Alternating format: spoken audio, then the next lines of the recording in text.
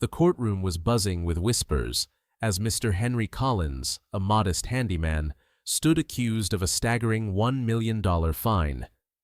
The judge's gavel had just echoed through the chamber when an unexpected silence fell. Eyes widened. What seemed like a simple dispute about a neighborly favor had erupted into something far bigger, a twist no one could have predicted. The man who helped rebuild a fallen fence was now facing ruin, until what happened next left everyone utterly speechless. Stay with us. You won't believe how this story ends. Comment below where you're watching from, and don't forget to subscribe to catch the latest courtroom stories. The oak doors of courtroom 3B swung open with a slow creak that drew more than a few curious glances from those already seated. In walked Henry Collins, a man who looked as though he belonged more in a hardware store than a courthouse. His weathered hands bore the deep lines and calluses of decades spent building, mending, and fixing the small problems others didn't know how, or didn't have the time, to solve. In one hand he held a worn baseball cap, which he nervously rotated by the brim as he made his way forward. Henry's boots, scuffed and dust-covered, thudded softly on the polished floor, sounding slightly out of place among the refined taps of leather dress shoes and the low murmur of legal chatter. His faded denim jacket hung loose on his frame, the collar slightly frayed, with a tool pouch visibly poking from the back pocket of his jeans. As he walked past the gallery, a few heads turned. Whispers stirred like dry leaves in a breeze. "Is that Collins from Maple Street?" "Yeah, that's him. He fixed my porch last winter." "He's the one being fined? For what?" Henry offered a shy, lopsided smile to those he recognized, mostly neighbors, folks from the same corner of town he'd lived in for nearly 40 years. Most knew him simply as Hank the Fix-It guy, someone you could call when your faucet wouldn't stop leaking or when a snowstorm knocked your fence over. As he approached the defendant's table, the bailiff gave a respectful nod, one that suggested familiarity rather than formality. Judge Frank Caprio, seated at the bench, regarded Henry over the rim of his glasses, eyes twinkling with curiosity more than judgment. "Mr. Collins," the judge began, his tone warm but expectant. "Welcome. I take it you're not a regular visitor to my courtroom?" Henry gave a chuckle, more nervous than amused, as he rubbed the back of his neck, his face slightly reddening. "No, sir. First time," he said, voice low and gravelly, shaped by years of dust, wind, and conversation over roaring lawnmowers. "And hopefully the last. Honestly, I don't even know what I'm doing here. I just fixed Mrs. Green's fence, that's all." There was a moment of amused silence, broken only by the sound of papers rustling as the clerk organized the file in front of the judge. Judge Caprio raised an eyebrow and leaned slightly forward, the corners of his mouth turning up in a bemused smile. "Well, Mr. Collins, fixing fences isn't usually a federal offense," he quipped, "but here we are." Laughter rippled lightly through the courtroom. Even the bailiff cracked a grin. The tension that often loomed heavy in such rooms began to dissipate. Henry lowered himself carefully into the defendant's chair, his back creaking almost in sync with the wood beneath him. He looked out nervously over the packed courtroom, his gaze sweeping across the gallery. He recognized faces: Mrs. Davenport from the flower shop, Rick from the neighborhood watch, the Johnson twins who always rode their bikes too fast down the hill. They were here, not as accusers, but as curious witnesses to something that had taken the community by surprise. The fine Henry faced wasn't small. In fact, it was bizarrely massive, nearly $75,000, levied by a city ordinance office due to what was technically considered an unauthorized alteration of public property. The issue? A portion of Mrs. Green's wooden fence sat a few inches beyond her property line, technically intruding on a small strip of city-maintained green space. Henry hadn't known. Mrs. Green hadn't known. In fact, Most people hadn't even noticed. That patch of land had been left unattended by the city for years, overgrown, trash-strewn, and rarely mowed. To Henry, it was just a patch of weeds behind a broken fence. To the city, it was regulated land. The paperwork cited various violations: unauthorized use of city property, lack of a permit for structural alteration, failure to notify the city inspector, and obstruction of municipal boundaries. All technical terms, none of which meant much to Henry. "I just saw a fence falling over, Judge," he said, voice soft now, as though admitting guilt not to a crime, but to a misunderstanding. Mrs. Green's 83. She said her son usually helps her, but he's in Denver and can't fly much anymore. She was worried someone would trip or a dog would get out. So I came by with some spare boards and fixed it. That's all. Judge Caprio leaned back in his chair, exhaling slowly as he considered Henry's words. There was something refreshing in his simplicity. No evasion, no legalese. Just a man who saw something broken and tried to make it whole again. "Do you know," the judge said, flipping through the paperwork, "that the city claims you extended the fence 18 inches onto public land?"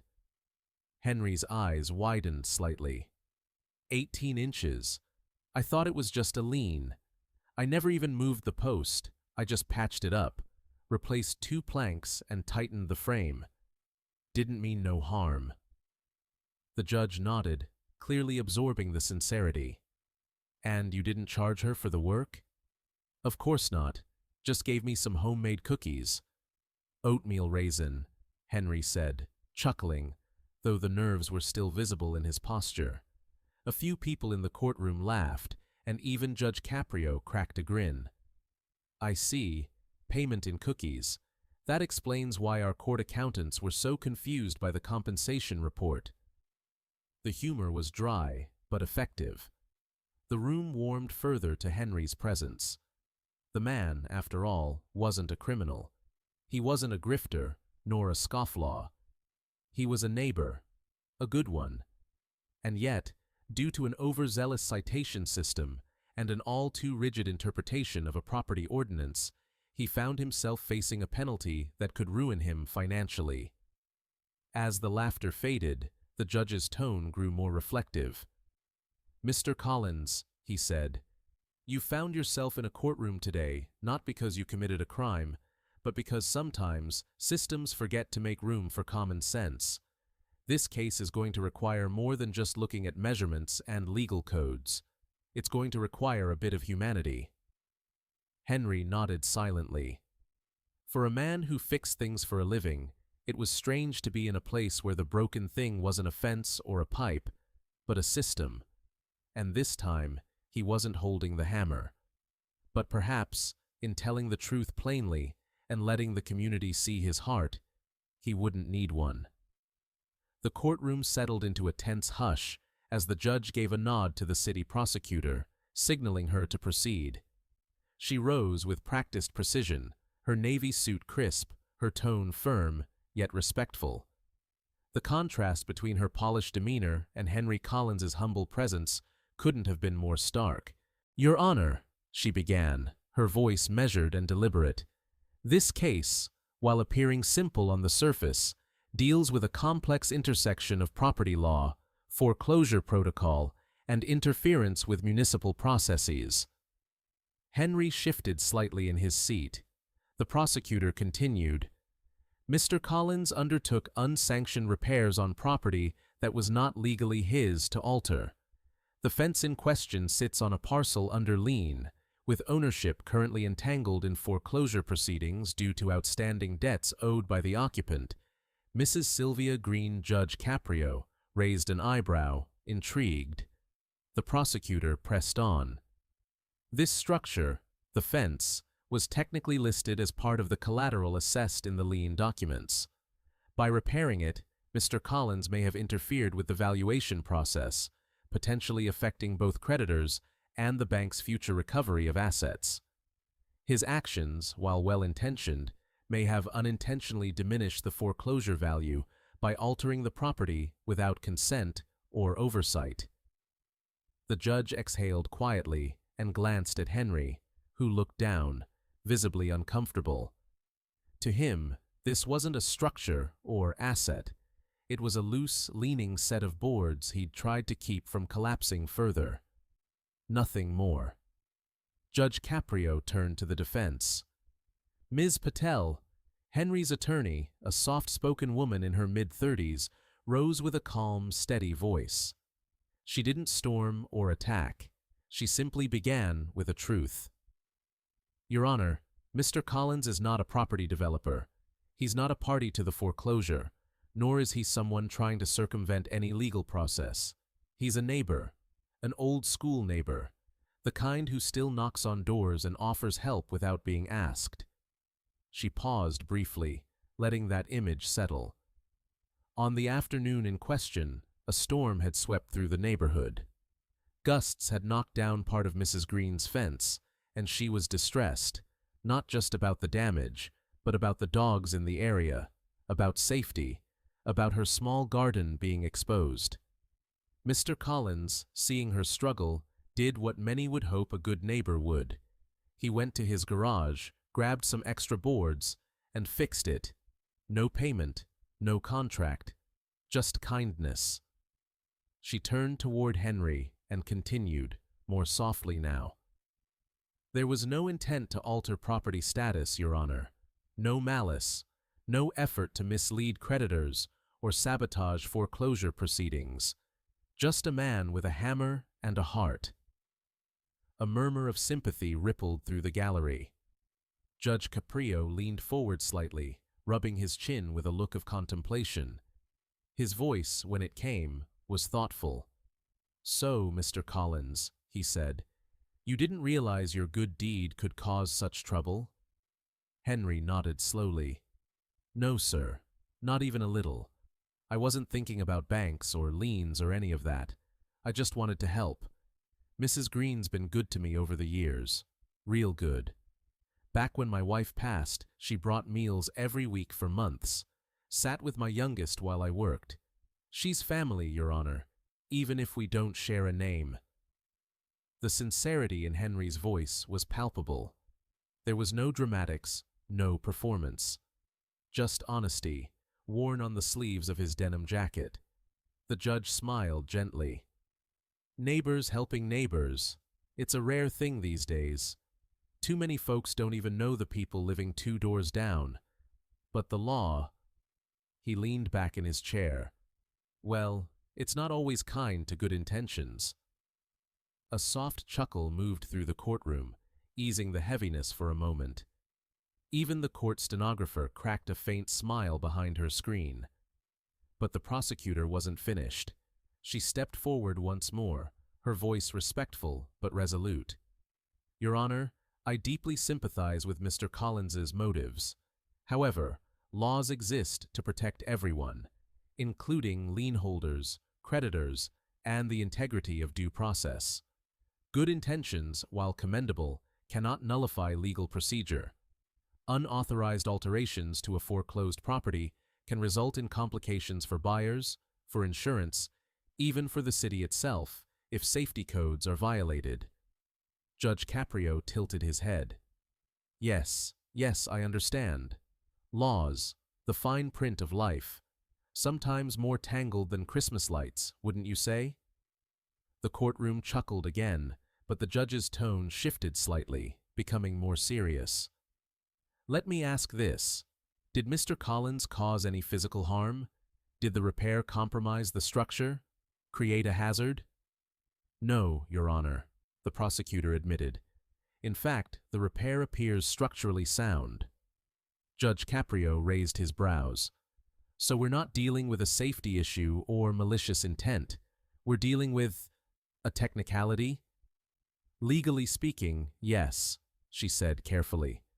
But one with consequences. Henry looked down, folding his hands tightly together. He wasn't sure what to make of it all. He'd lived by a simple code. Help when you can, keep your head down, and fix what's broken.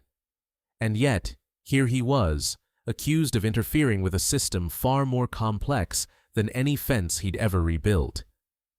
"Mr. Collins," Judge Caprio said gently, "you're not a lawyer, and no one expects you to be. But tell me this, would you do it again?" Henry hesitated, then looked up, his eyes steady. "Yes, sir. If she needed me, I'd be there. Every time." The judge nodded slowly. "That's what I thought." And with that, the court waited, unsure whether the judge was leaning toward punishment or something else entirely. The gentle rhythm of courtroom procedure paused, replaced by something heavier, more human. Henry's lawyer, Ms. Patel, rose again, this time more slowly, with a quiet solemnity in her posture.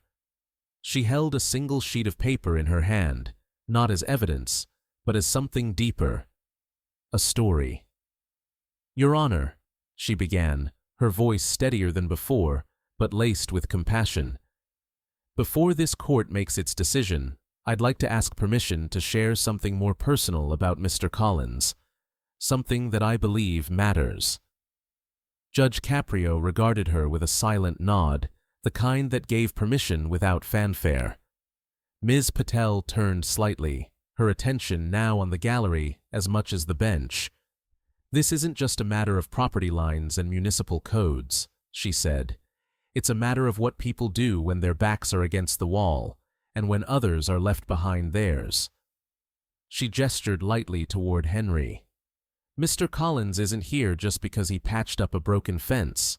He's here because, even in the middle of his own hardship, he couldn't turn away from someone else's." She glanced at Henry, who sat motionless now, lips pressed together tightly, his hands clasped. "You see, Your Honor," she continued, her voice growing softer, "Henry lost his job 6 months ago.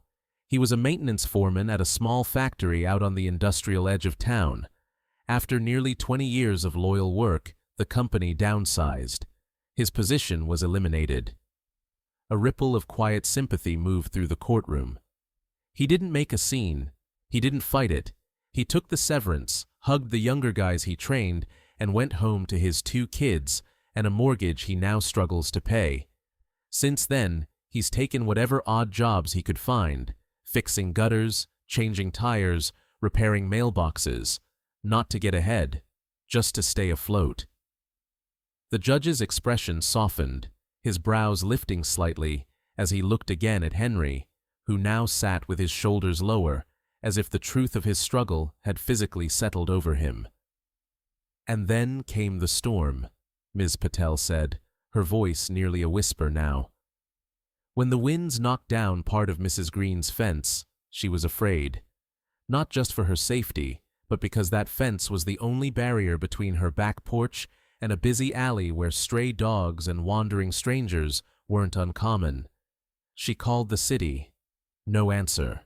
Called her son. He couldn't come. She didn't know what else to do." Ms. Patel folded the paper in her hand slowly and placed it on the table. "So, Henry came. No contract, no payment, no plan. Just a neighbor helping another neighbor." The room was still. The formality of the courtroom had given way to something older, something like community or memory. A few jurors leaned forward subtly, their expressions no longer neutral. One of them, a woman in her 50s, wiped discreetly at the corner of her eye.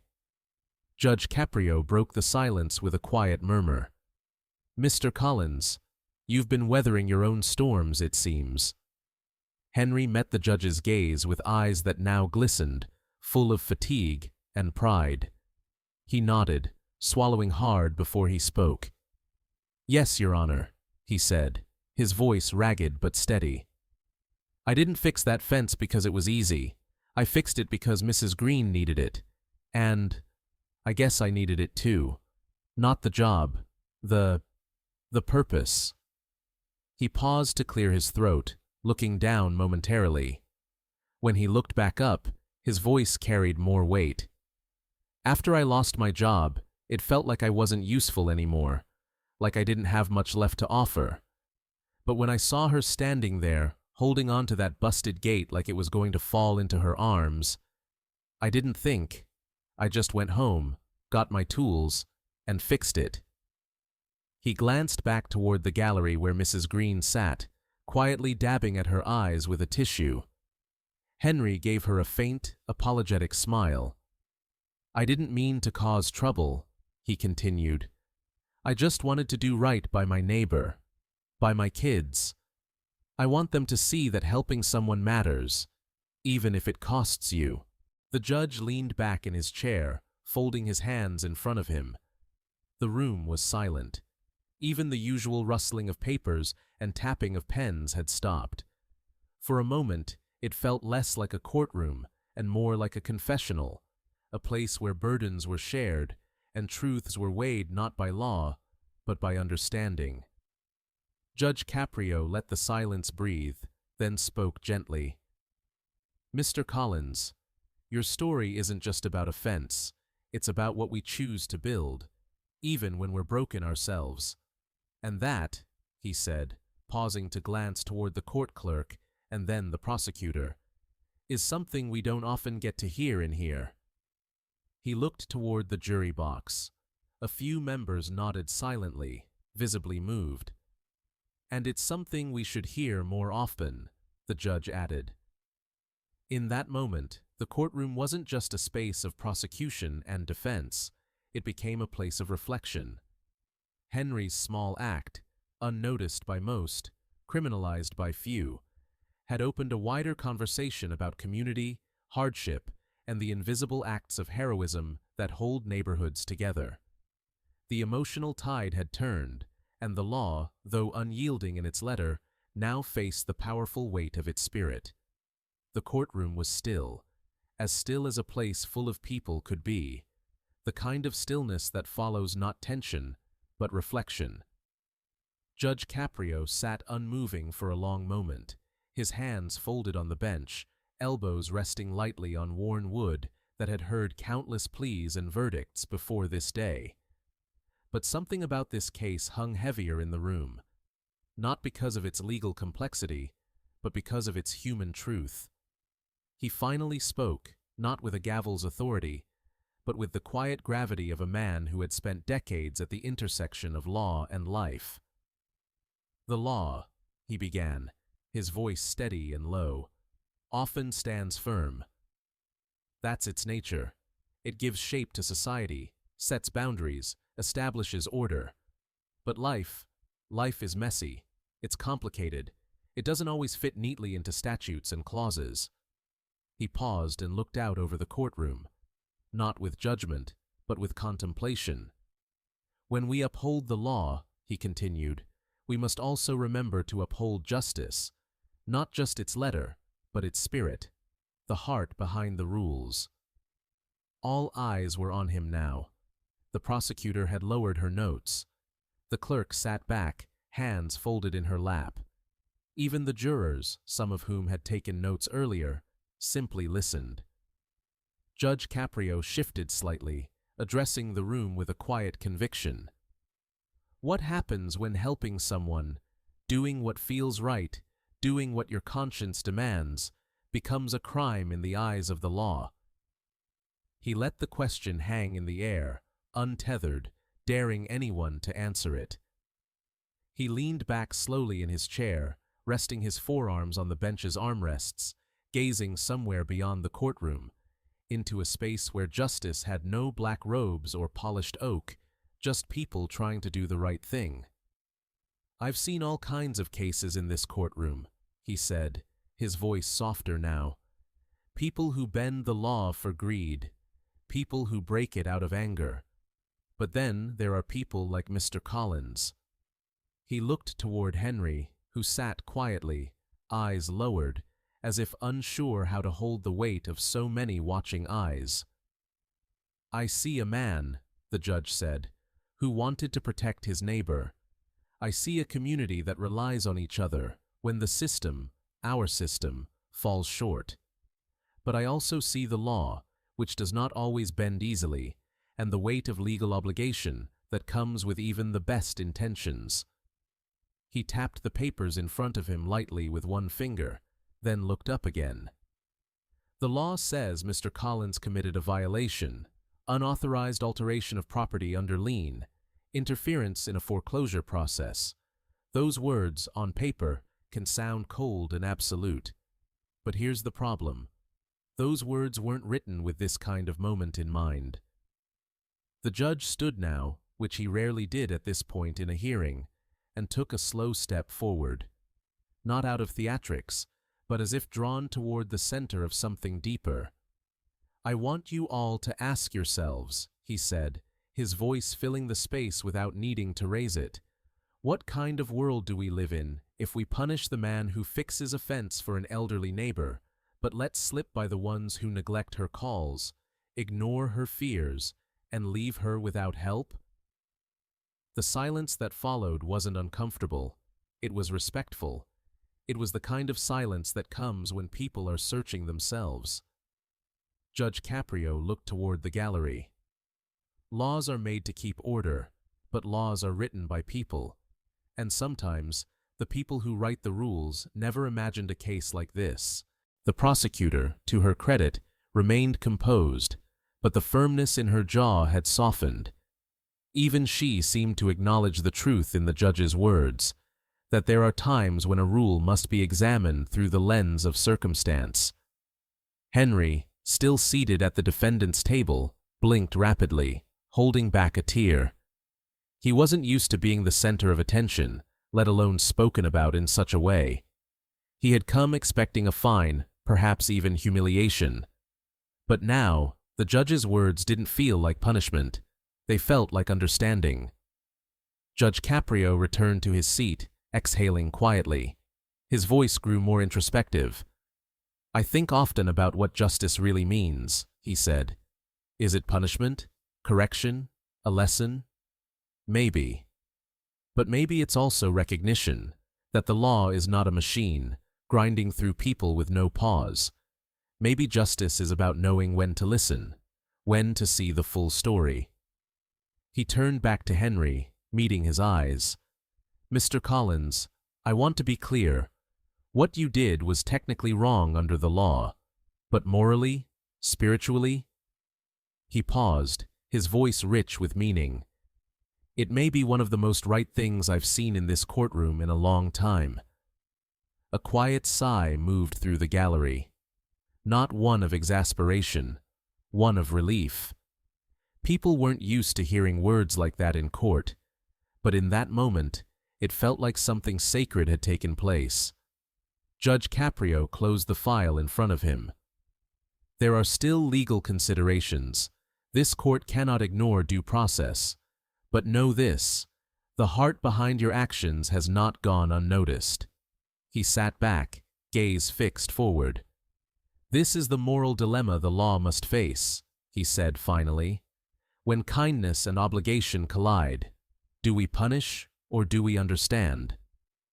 And with that, the courtroom waited in silence, not just for a decision, but for a resolution, one that might finally make space for both the law and the people it was meant to protect. Just as the courtroom seemed poised for a verdict, Henry's lawyer, Ms. Patel, stood once more, this time with a different kind of urgency. "Your Honor," she said, holding up a folded piece of lined paper, "I have here a handwritten letter from Mrs. Green herself. We ask that it be submitted into evidence. It may offer a fuller picture of Mr. Collins's intent and hers." The judge gestured for the bailiff to retrieve the letter. All eyes followed the modest sheet of paper as it made its way from the defense table to the bench, where Judge Caprio adjusted his glasses and unfolded it carefully. The room was silent, save for the faint rustle of the paper. Written in neat, slightly shaky cursive, the letter read, "To whom it may concern, I asked Henry Collins to help me fix my fence after the storm knocked it down. I was afraid for my safety, especially at night, and I couldn't do the repairs myself. I had no idea there were any legal issues. Henry has been a good neighbor to me for many years. I never thought helping someone would cause him trouble. Please understand, he only did what I asked." Judge Caprio looked up slowly, his brow furrowed. "This," he said thoughtfully, "changes things." The prosecutor shifted uncomfortably in her seat, but stood to respond. "Your Honor, I acknowledge the letter's authenticity. It clearly shows Mrs. Green requested Mr. Collins's help, though she was unaware of the legal complications surrounding her property at the time." Ms. Patel followed quickly. "Exactly, Your Honor. This wasn't an unsolicited interference. It was a neighbor responding to a call for help. And now we see that the foreclosure agents made no effort to inform nearby residents of the lien status or offer clarification on what was permitted." To support her point, Ms. Patel called a local housing advocate who had reviewed the situation.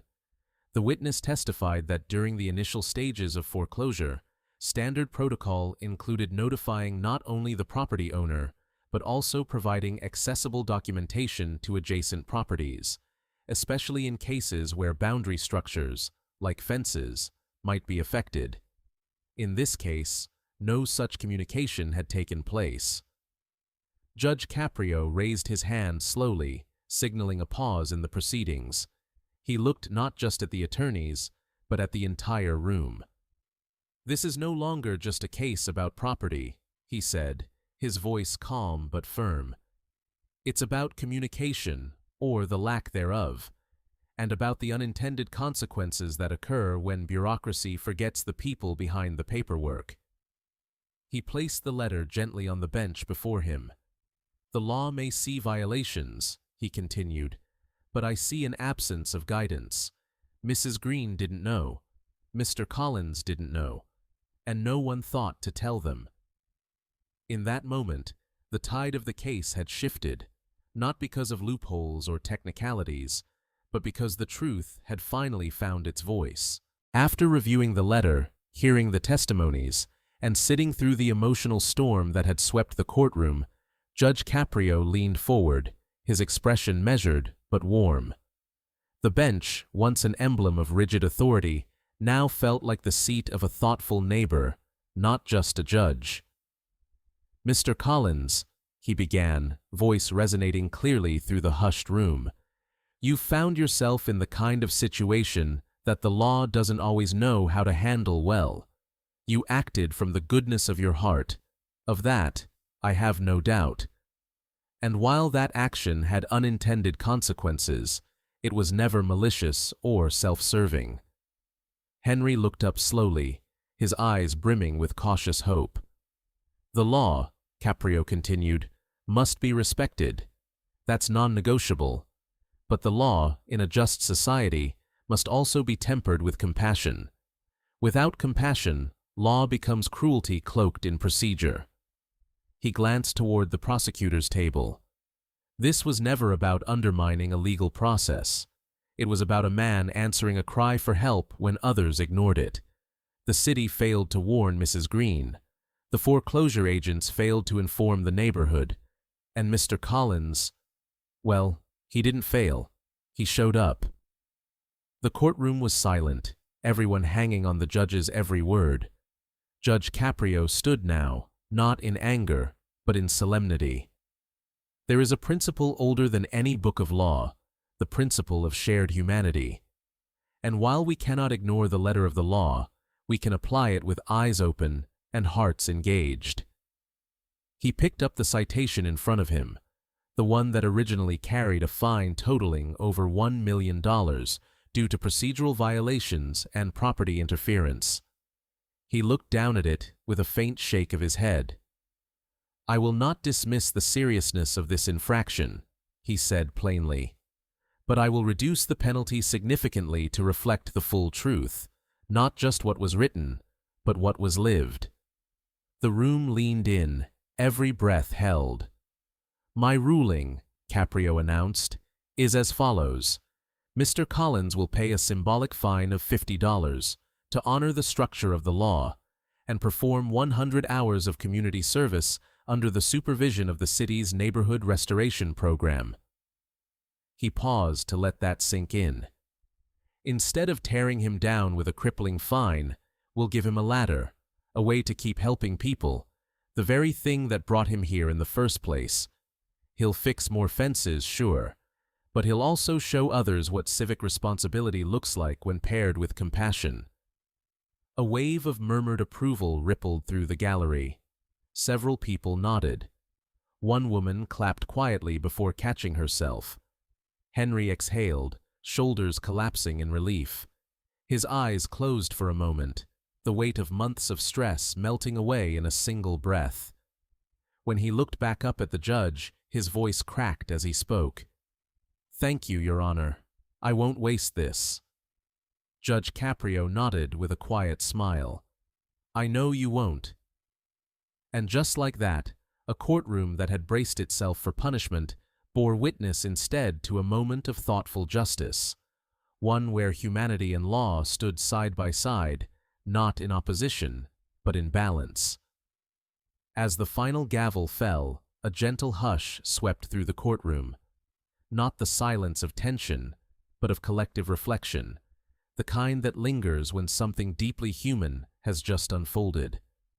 There were no outbursts, no dramatic exits, just the quiet weight of a decision that felt bigger than the case itself. This wasn't just about a man and a fence.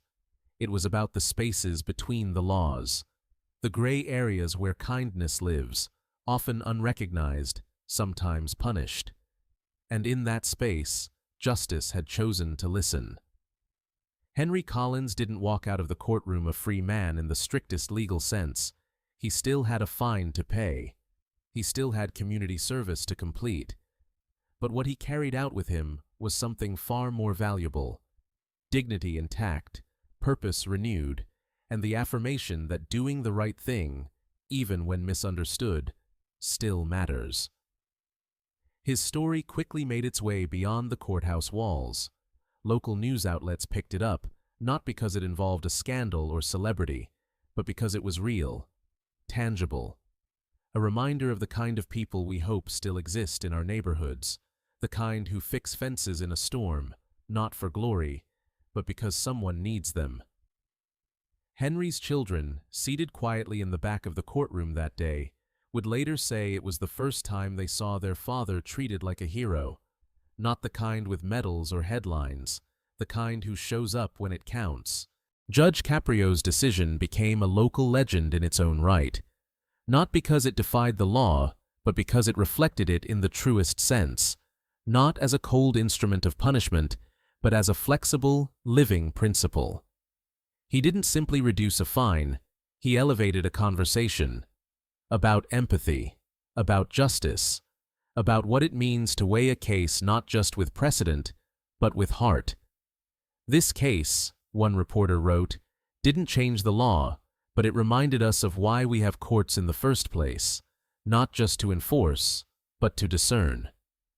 Because sometimes, justice isn't about making an example of someone. Sometimes, it's about refusing to make a casualty of kindness. Henry's community service became something of a celebration rather than a sentence. Over the weeks that followed, he worked side by side with city crews and volunteers, repairing fences, planting gardens, restoring neglected corners of the neighborhood. People who hadn't spoken to their neighbors in years started coming out to help. Stories were shared. Laughter returned to backyards long left silent. And through it all, Henry never stopped being himself, quiet, steady, humble. A man who never wanted attention, and yet had quietly changed the conversation about what justice can look like. In the end, what mattered most wasn't the fine or the hours served. It was the reminder that behind every case is a human being, a set of circumstances, struggles, and choices. Because justice, when done right, doesn't just punish wrongs. It recognizes goodness. It protects community. It honors intent. And sometimes, the biggest impact isn't found in the verdict, but in the courage to see the person behind the case. If Henry's story touched you, share where you're watching from and what you think about justice and compassion in the courtroom. Don't forget to subscribe and hit the bell so you never miss these unforgettable stories from Judge Caprio's courtroom. Your voice matters here. Join the conversation today.